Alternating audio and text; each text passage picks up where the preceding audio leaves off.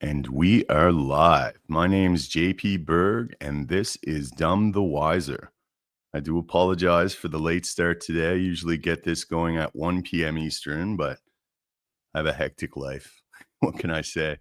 Where it is a solo monologue, though, it doesn't mess anything up too much. I hope there were no inconveniences. This is the show where we talk about the perpetual psyop that Canada has become. We analyze the politics, which has become performative. We analyze the commentary on politics, which is for the most part from the mainstream media. It's just absolute narrative dissemination. It shouldn't be called the news. It should be now called the shit the regime wants you to believe. But then you have this other ecosystem that's kind of arranging itself in real time on the alternative space. A whole lot of accounts on X and Instagram and TikTok and YouTube that present themselves as independent voices and alternative voices, but essentially they're cheerleaders for the Uniparty. They're the antithetical ideology that you get from the mainstream media, but it's on social media, and it's utterly devoid of any analysis. It's devoid of any impartiality. There's no critical thinking or assessments going on. They essentially cheerlead for their side. They cheerlead for their leader. A lot of people, I think, relative to the conditioning being subjected to life in Canada, but they're under the impression that that's how media is supposed to work, and it's not. Like, not even a little bit.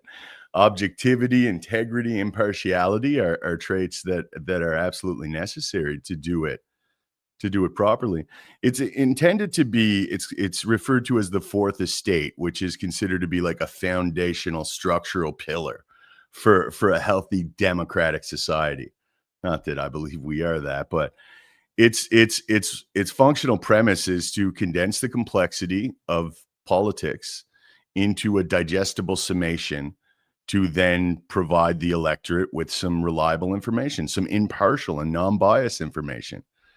Being critical, like we used to scrutinize our public servants. If you were vying to lead a party, or if you were vying for any seat in political office, you were scrutinized by the media. That was their role. But through the duration of my time, we've never seen that. They feign it sometimes, but it's all very performative.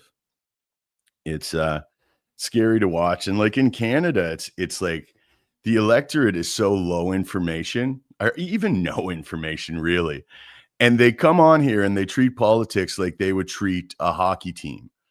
They just stay in their little tribes, and they poke and jab at anyone who jabs at them. They're not looking at their own leadership. And we get that classic line you get in Canada. You could smell presently, like Carney tables his budget tomorrow. It's definitely likely going to be between 50 billion and 100 billion. Some analysts are predicting north of 100 billion. Nothing would surprise me at this point. But this could, provided the NDP don't go with him, this could trigger an election. This could trigger an election before Christmas potentially. But even if that's not the case, you could tell both establishment parties are kind of getting in that framework. You're seeing all the overproduced commercials, and it's you could totally see what's coming. But yeah, it's absolutely wild to see the synthetic discourse and the synthetic dialogue. Because while all these important things are transpiring domestically and geopolitically, like we have all kinds of, like, there's no shortage of topics for independent journalists to focus on. We're getting like essentially tabloid level fluff pieces. Like I think of Pierre Poilievre finally going on an alternative media space on Northern Perspectives, and everyone's wondering why he's dead silent on C8 and C9, the censorship bills. And what this gentleman says, it's the husband and wife duo. Once Pierre sits down, he's like, "Yeah, I want to take this time to get to know how you are as a man." Well, like everyone in the electorate is like, no, dude. Like, you got to ask him why he's not speaking to this directly. He had some ministers speak to it, but I mean, he has the second largest podium in the country. He has an obligation to be in opposition. That's why it's the official opposition. But it is absolutely controlled opposition, and they're readying to put the whole performance on again. You're seeing the same I guess you would have to say preemptive attack on PPC. I'm more of an analyst. I like to be critical of everyone. Last election, I voted for the PPC, and I announced that publicly on my X account. But I don't cheerlead for them. I don't support for any political party. I don't think it's in our best interest. And considering the media is not scrutinizing them, I figure I have to, and the electorate have to. High information individuals within said electorate have to have that obligation. But this time I have been a little more outspoken because I see them as the clear alternative to the machine. You can have disagreements with a lot of it. You could have disagreements with the way they're essentially going about it. But at the same time, it's your most viable option to get one seat in. People criticize Maxime Bernier a lot. I think it's less relative than people like to think it is, because it's like I say, it's each riding. We don't vote directly for the leader. We vote for MPs within a riding. And I mean, if you want the people's interests addressed, you can't vote for the establishment parties. So we're seeing this whole performance again, and there's probably 12 to 15 really big CPC shill accounts. That's all I could tell them. I don't know if they're on the payroll or if there's other reasons they do it, but it's just so surface level. They're not delving into anything. They're culture war grifting to make you mad as a conservative. They culture war grift, show you like some of the absurdities from the other side, and then they worship their own guy. So nothing is solved in this. So we got about 140 watching presently live. If I could get everyone to repost this stream, like seriously, if everyone reposts this, like things are changing, man. We can get some true independent voices in there that are nonpartisan and that are going to scrutinize everyone. Because as I said, that's how it's done. That's how journalism is done. You are supposed to be representing the electorate and the people, and you're supposed to be scrutinizing public servants.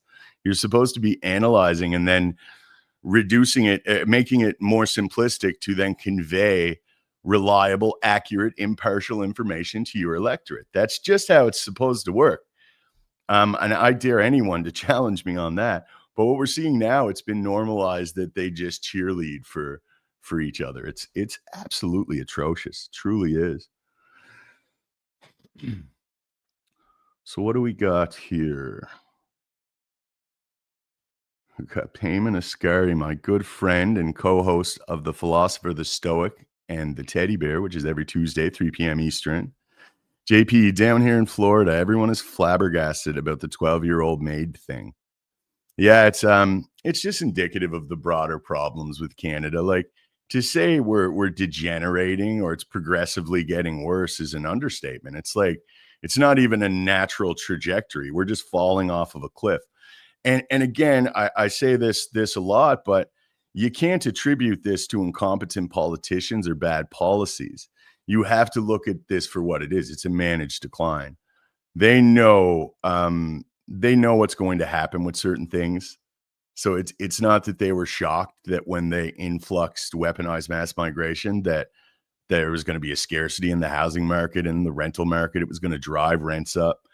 It was no shock to them when they brought in all these temporary foreign worker programs and let all of Canadian companies become addicted to them, that it was going to stagnate the wages of the working class. Of course they knew that. Of course they knew that. That's cause and effect for these people. But the biggest thing to lend credence to the assertion that there is externalities that are guiding a lot of our countries is the fact that this isn't happening in a vacuum in Canada. It's happening everywhere. We're all watching the same agenda being implemented all over the world, and some countries are further ahead. Now, again, I say, especially in the Commonwealth countries, this seems to be the case. 10 Commonwealth countries now, including the UK, are introducing digital IDs or some forms of digital ID. So, I mean, it's, again, like, you don't hear a big public outcry for demanding that the the political class deliver them digital ID. No, you don't hear that at all. This is a public-private partnership, and essentially they're imposing it on all of us.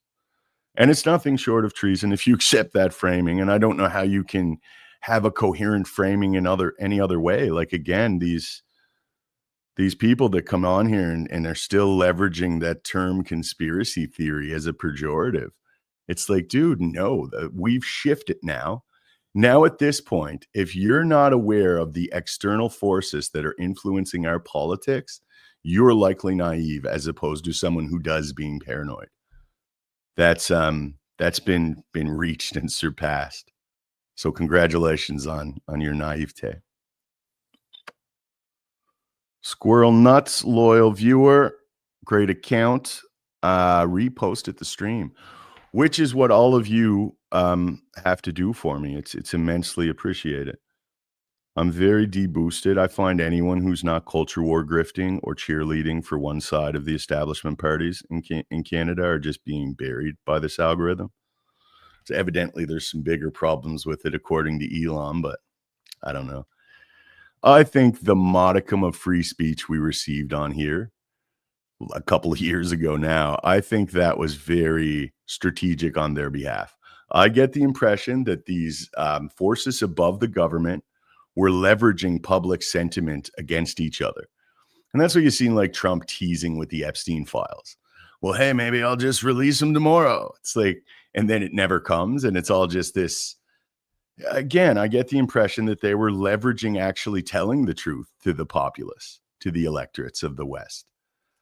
Because it's very clear that the deep state, the military industrial complex, dare I say, has been running things, especially geopolitically in the West, since the 60s, really since post-World War II.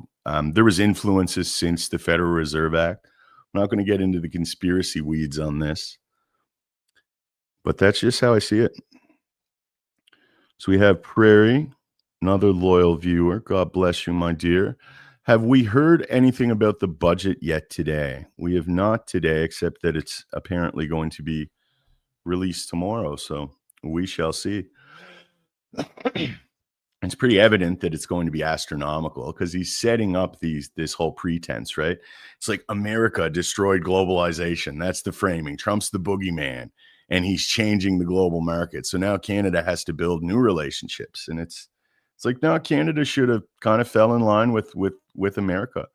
We trade with America, not relative to our good relationship. It's relative to our proximity. No one can replace that. It's not just the world's largest market. It's the world's most convenient market for Canada. When Trump said initially, when all this was going on, that we have no cards and they hold all the cards, it's like, that's absolutely true. It's not we fall in line and just do whatever they say, but we try to negotiate in good faith. I think of it this way. Here's a perfect analogy for what we've seen. So think of you have a home and you have a neighbor, and you keep your backyard, relatively clean. Your fence is in good shape. And your neighbor's fence is in disrepair. There's garbage all over the place. So, you're not going to call and complain to anyone right away. You call the neighbor directly and you say, hey, look, guys, you got to clean up that backyard. You got to fix the fence. It's affecting my property value. It's affecting things in my yard. Some of the garbage, so to speak, is getting into my yard. Now, most people would be very humbled by that. They would profusely apologize because it is right. Canada's border was the drugs that were coming over it that was kind of really brought to the forefront by the work of Sam Cooper and alike. There was obviously a lot of problems, and Trump wanted that addressed, and he made it very clear. But instead, the ruling class in Canada decided to launch this Elbows Up campaign, vilifying Trump after a decade plus of being post-national and putting forth this kind of pretense that anyone who is patriotic is far right and therefore dismissible, deplorable, fringe even.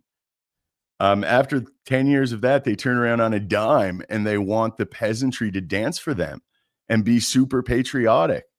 And many fell for this. They got their fucking elbows up. Pardon my vulgarity, but I needed that for emphasis. They have their elbows up, drooling on themselves for the trade war. And I mean, it's just providing Carney with the perfect impetus to then do what he wants with the agenda, which is clearly transitioning Canada into some kind of post-national globalist district, a globalist commerce district, a resource slash labor colony, if I can be so bold, devoid of morality and absent a centralized unifying ethic that makes a people a people. Otherwise, we're just factionalized. And that's where the electorate is presently in Canada. We're entirely balkanized relative to the weaponized mass migration, relative to the psyops pumping the left-right dialectic. Everything is framed in this left-right, us versus them. But at the end of the day, it's like, man, who is the left? It conjures up images of blue-haired Antifa radical types, right? And it's like, that's not it, man. People like temperamentally, people that are high in openness and creativity tend to have left-leaning political ideologies. And I mean, on the flip side of that, people who are high in orderliness and conscientiousness within the 5 big personality dimensions, they tend to lean more to the conservative realm. But I'll tell you something, the vast majority of people are within the moderate realm of that spectrum. They don't believe in all of the radical culture war things. And these radical culture war misdirection psyops are put at the forefront because no matter what, the moderate left and the moderate right have more in common right now than they do otherwise. And there's things that absolutely trump the ideological preferences. It really does. Like, number one, do our institutions have any integrity left? Because I believe they've been subverted in profound ways. I really do. But I think that's played up. And I think when people think of the right, it conjures up, when left-leaning people think of the right, it conjures up images of now like masked ethno-nationalist, boot-wearing, scary dudes. And that's what it is. Like, that's radical to people to see that. It's just as radical as seeing Antifa. So people who lean to the conservative realm of things, when they see these big public displays of masked up, boot-wearing people, like white ethno-nationalists, like, I mean, you can't be like, yeah, like the CBC is absolutely horrendously, blatantly racist against whites. That should be addressed. But to address it with masks on and boots in military formation, I think that's going to exacerbate the problems. That's going to, if anything, drive the hysteria further. Obviously, that emboldens the left. And again, I'm saying that in quotations because I truly believe that's the psychological mechanism they use to control the masses. I think they figured this out a long time ago. And if the electorate could figure out we don't require ideological uniformity to have unity, we can have a functional society that's big enough to have some variance. We don't all have to believe the exact same thing or look the exact same way. So hyper-polarized presently that just sounds foreign to people, especially if you're caught up in this culture war. You're looking to unify the right against the left or vice versa. It's like, let's unify the common sense against the corrupt system. We have to stop looking left and right, and we have to start looking up, because that's where our problem lies. Therein is where it lies. And when I see in Canada, it's just utterly synthetic. Other countries have had populist parties gain relevance within the electorate. You look at the UK with Nigel Farage with his party. That gained a lot of attention in a very short time. Why? Because finally the electorate got it. When Boris Johnson's administration post-Brexit took over and he continued to enact the same globalist policies, same weaponized mass migration, everyone knew right away. And people realize like they've been duped. There is a uniparty. There are larger forces that are influencing the establishment parties in all of the Commonwealth countries and in most of the Western democracies.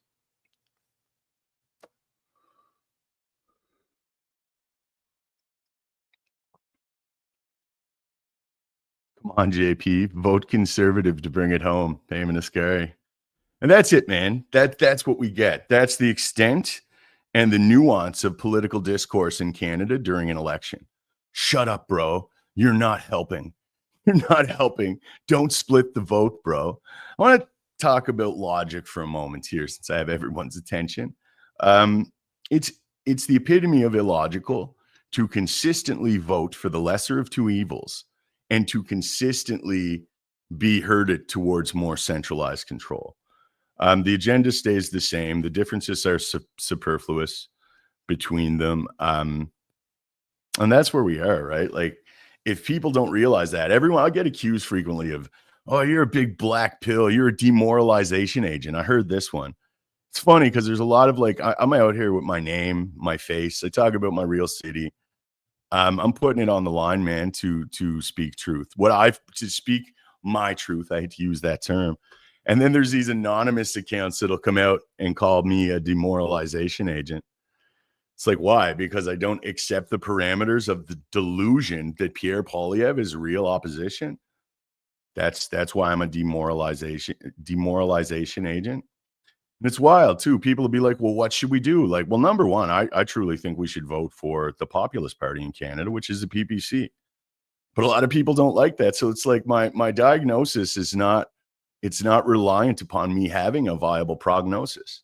What I mean by that, to provide an analogy to simplify it for people, like if I yell at you that your house is on fire, like I scream like, dude, the house is on fire. You can see the flames coming out. But then I don't tell you that you should leave the house. Is that information less valuable to you? Of course not. In fact, by telling the electorate the problem, look, we have a uniparty.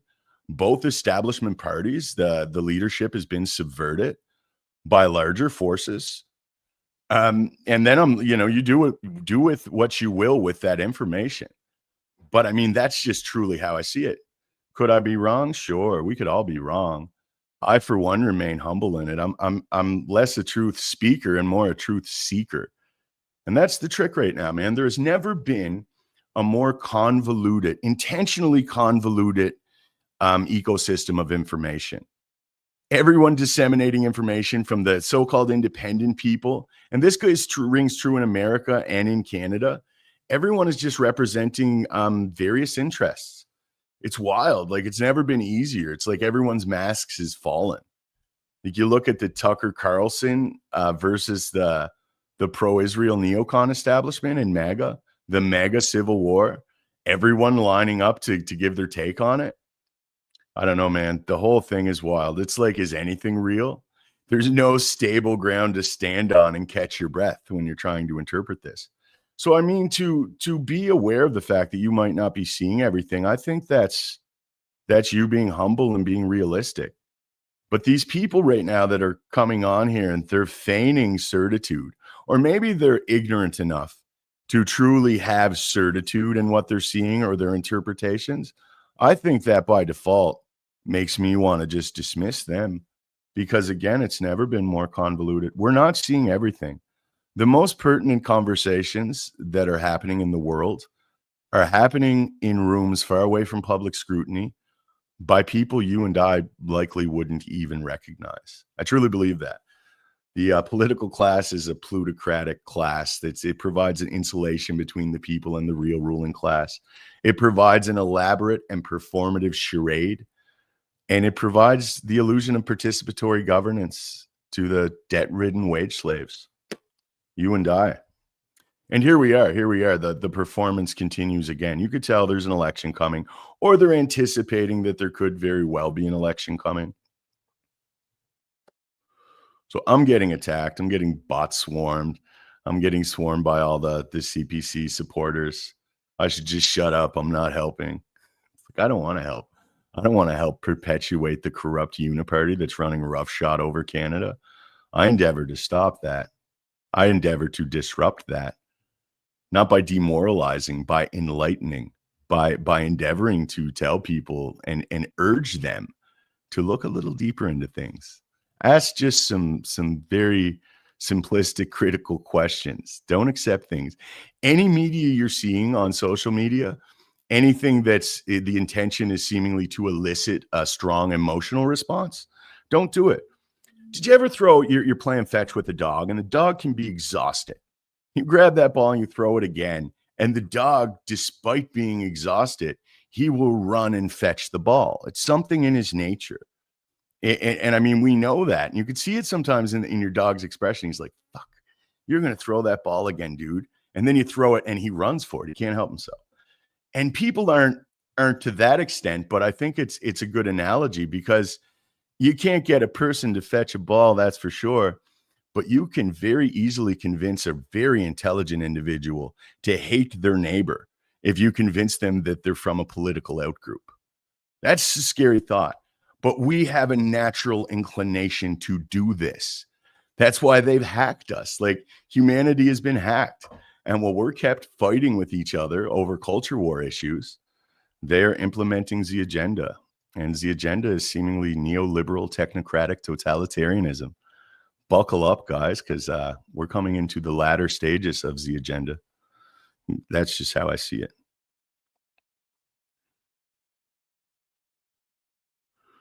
Payment of Scurry's all over the comments. I should have just got you to pop on with me, man. I have 2 passports. If I get a third, then I will be qualified as Carney to run for office. Full of jokes too. See, it would have been a great show. Payman Ascari is one of my good friends and one of those independent voices that are in this space, someone who's genuinely trying to be humble and interpret the complexity of everything. And this is it, right? We have a synthetic ecosystem in social media, and there's a lot of people that are representing various interests as opposed to just trying to interpret everything and provide commentary for the electorate, commentary for your neighbors.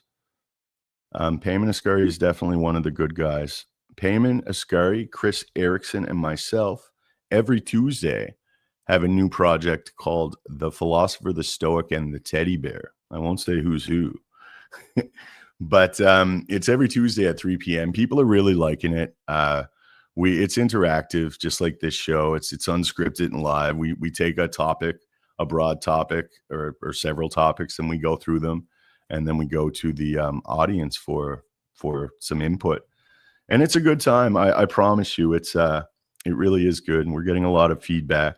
And we're getting a lot of naysayers. We're getting a lot of people who are endeavoring to discredit us, which just lets you know that you're doing something right in this day and age. If you're not shadow banned on social media, you're probably a dreadful human being. Let's just put it that way. But let's see what else we got.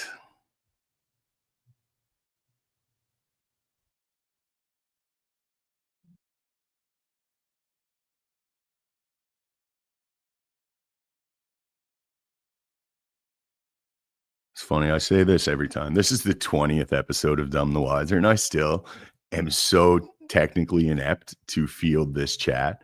I'm not getting the amount of questions that come through. And then after the show, after the live broadcast, I'll go back and I'll see all these really good questions that I'm not getting, and I have no idea why I'm not getting them. So I do apologize for that. If I wasn't so busy, I would put some time into figuring this out. The thing is, like I work. I'm not a shill. I'm not making money off of this. I'm not shill. I'm not receiving money from any political people. I would never do that. So I have a real job, like the majority of you guys do. So on top of my schedule on X and on social media, doing these different podcasts, I'm working usually 40, sometimes 45 hours a week, but always 40. And it's like to fit it in. Today I was supposed to start at 1 p.m. and I fell asleep just out of sheer exhaustion. But this is for me, it's a labor of love. It's a necessity. It's an obligation. Ignorance is bliss in this moment in many ways, but I'm not so fortuitous. I can see this thing, man. I really believe I can. And if anyone wants to call me out specifically on something they interpret me as being wrong about, I would accept that. Because I would, on some level, I'd love for people to just convince me, not tell me I'm crazy. That happens multiple times a day, but actually make a credible argument, make a substantive refutation to some of my assertions, and provide a good argument for it. Because I've yet to hear it. I've asked to debate a lot of people. There's always convenient excuses that have a diminutive quality to them. Like, I don't punch down. I'm not going to, you're clout chasing, all of this stuff. I've called that Mario floating head monotone culture war grifting CPC shield out multiple times publicly. But I mean, it's just like if in the fighting realm, if someone's like has a higher stature, it doesn't make much sense for them to risk it. And Mario is not a debater. Mario, he might analyze something he's read on the news, putting the article up behind him, but he's not on here trying to provide interpretations or substantive critical analysis of anything. He's culture war grifting. His thoughts go as deep as like, don't split the vote, bro. Let's keep the uniparty in power. And it really makes no difference. I use this analogy a lot, but a lot of people don't understand it. And people watching for the first time haven't heard it. So I justify repeating myself on those grounds. But think of a uniparty scenario as two herd dogs and the electorate as like a herd of sheep. And one herd dog is so nasty and scary and creates such a spectacle that he frightens the electorate. He frightens the herd of sheep over to the other herd dog. And the frightened sheep only see the two herd dogs. One has to protect them from the scary one, right? So this ping pong, this back and forth occurs. And through the duration of my lifetime, that's what I've seen. We've defected from the red team and the blue team, and our trajectory is never altered. We're going directly towards more centralized control. So that's just what I see in Canada. And I wouldn't be surprised, honestly, because I feel like it's written. It's like a script. I wouldn't be surprised if we do have an election and Carney loses the election. I wouldn't. Maybe people will say that's optimistic, but no, I know what this is. If Pierre Poilievre takes over, it's just going to be, it's all misdirection. Like it's not real. And it was Chris Erickson, my friend, who it's not even a real hypothesis. He just suggested, maybe Carney's going to get over there. He comes in as the economic hitman, decimates Canada, and then Pierre Poilievre takes over. Now the electorate is relieved. We got our guy. We went to that other herd dog, and he's going to save us. But the problems are far deeper than that. And then, the reason I kind of think that has some merit to it, that hypothesis, is relative to the fact of what I know about Carney. Carney is a central banker. He's an economist, considered one of the best in the world. I don't know why, because he's just decimated, Everywhere he's been, it hasn't been a good outcome. He was at the head of the Central Bank of Canada, the head of the Central Bank of England. In both countries, he decimated. But essentially, this guy feels like he's better than the political class. I've heard him on in interviews refer to himself as an elitist. I've heard him refer to himself as someone who considers himself more of a European than a Canadian. That's outrageous. I've heard him refer to himself as a globalist, and then I heard him say that that's what Canada needs right now. I think that's kind of ironic. But ultimately, what I'm alluding to is he doesn't want to be here doing this. This elitist, globalist central banker did not want to leave his coffin in Europe and travel to this resource/labor colony to help the peasantry. And I don't believe that for a minute. I think the powers that be, the crown corporation players, the big families that rule this, especially the Commonwealth countries, I think that they sent him in. They had to send in their main guy. And I think everyone was talked to. I think Pierre Poilievre got a phone call and he shut the fuck up. And I think Carney was installed. They installed a central banking WEF member as our PM. And their psyops were effective. They were efficacious in misinforming the population enough to where we accepted it. Like it's absolutely mind-boggling. It truly is how ill-informed Canadians are, or directly misinformed or disinformed. And that's the last stage, right? That's why we're seeing this C8 and C9. C8 and C9 will work exactly how the Online Harms Act worked in Keir Starmer's the UK, which means essentially any slight deviation from the rigid and radical orthodoxy of the ruling class will be construed as misdis or malinformation. Any criticisms of their weaponized mass migration that has decimated the UK can be construed as hate speech. They can silence dissent. That's what the illiberal regime in Canada is endeavoring to do. It's the same thing. It'll work the same, and it's very transparent. So at this point, man, I don't know. I come on here and I'm not getting demoralized. I'll do this as long as it takes until they put me up against the wall or throw me in the gulag. But I don't know, man. Watching the electorate in Canada fall for it all again, watching people that were programmed to shit on the only hope. From a political standpoint, getting a PPC member of parliament would actually provide the people with some opposition, some representation. And I know I'll get a lot of pushback on that. I always do. Why? Because there was a very coordinated psyop against the PPC. All these narratives that come out. Max is this big grifter. He works with the liberals. He owns a home in Florida. It's like, nah, dude, he's actually calling out. I mean, the Florida thing, like, that's just irrelevant. Lots of the Carney owns all of his investments are in America. That's just absurd. It's a misnomer or a red herring. But I mean, the whole premise is to discredit the real viable populist option. At the same time, they prop up Pierre Poilievre with all of his scripted populist rhetoric. Well, he avoids all the contentious issues and just sloppily regurgitates his scripted bullshit. It gets a little rough. I can't lie. It gets a little rough. And I see how confused people are and how angry they are. And I understand why they are. And a lot of people, like, I am desperate to expose the Uniparty as I see it in Canada. And everyone, the vitriol I get, it's not as authentic as it was initially. Because I realized this before the last election, and I've been trying to tell people since. And people were really mad. Like, you're the things they would say to me, the admonishments I would receive for what I feel is a rational position, considering what we know. But now it's not like that. It's like people are projecting their own insecurities about Pierre Poilievre onto me. And I could see it. I call them on it frequently, and they kind of shut up because I believe they know that. Everyone's going through this process of realization. And unfortunately, we have a lot of hard truths to come to terms with and not a lot of time to do it.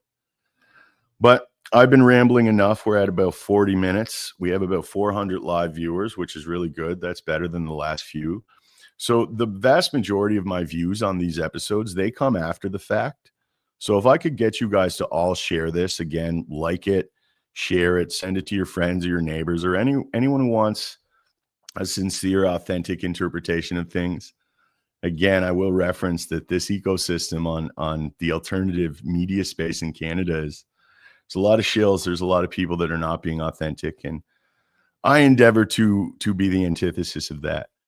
So I want to thank you guys all for coming out and sharing and interacting. My name is JP Berg. This is Dumb the Wiser.